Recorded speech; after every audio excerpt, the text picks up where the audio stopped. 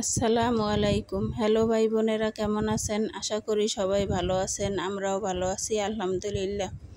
আজ আপনাদের সাথে শেয়ার করব অসাধারণ একটি রেসিপি, সেটি হলো লাল শাক ভাজি। লাল শাক আমরা অনেকেই খাই, অনেকেই পছন্দ করি। এই যে দেখেন, এখানে আমি লাল শাক নিয়েছি একাটি। এটা আসলে আমরা লাল শাক বলি, কিন্তু এটা শীতের সময়ের যে লাল শাক, ওই লাল শাকটা না, এটা একটু ডাঁটা লাল শাক। এটারে ডাঁটা লাল শাক বলে। এই যে ডাঁটা লাল শাকের মতো এটা। আমি এখন ডাঁটা লাল শাকটাকে কুটে নিচ্ছি। এভাবে আঁশ উঠিয়ে কুটে নিলে খুব সহজেই এটা সেদ্ধ হয়ে যায়। এই যে দেখেন, আমি এক এক করে শাকগুলোকে কুটে নিচ্ছি।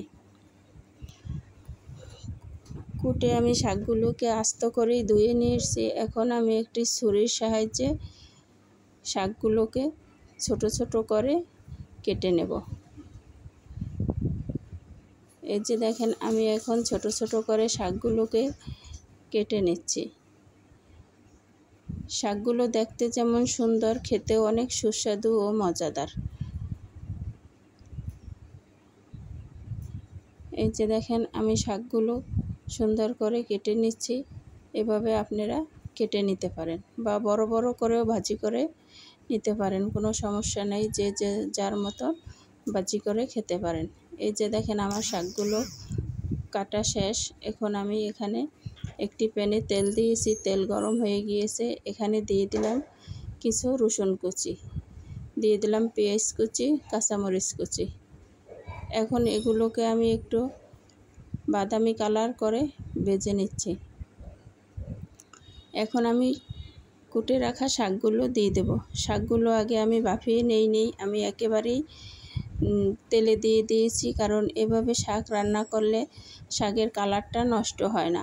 আর এই শাকটা যদি আগে আমি ভাপিয়ে নিতাম, তাহলে শাকের কালার নষ্ট হয়ে যেত।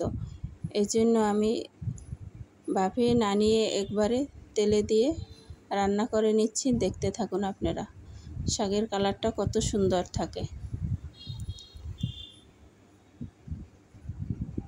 নাড়াচাড়া করে আমি ভাজি করে নিচ্ছি শাকগুলোকে। দেখেন,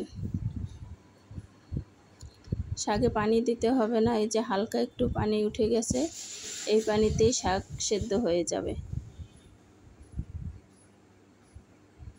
এই যে দেখেন, আমার শাক ভাজি হয়ে গিয়েছে, নামিয়ে নিলাম। দেখেন কত সুন্দর কালার। বাসায় একবার হলে এই আপুর কথা ধরে শাক ভাজি করে খেয়ে দেখবেন, অনেক সুন্দর থাকবে কালার। আমার ভিডিওটা যদি ভালো লেগে থাকে, অবশ্যই লাইক কমেন্ট শেয়ার করে দিবেন। নিত্য নতুন ভিডিও পেতে আমার চ্যানেলটাকে সাবস্ক্রাইব করে রাখবেন। ভিডিও দেখার জন্য সকলকে ধন্যবাদ। আল্লাহ হাফেজ।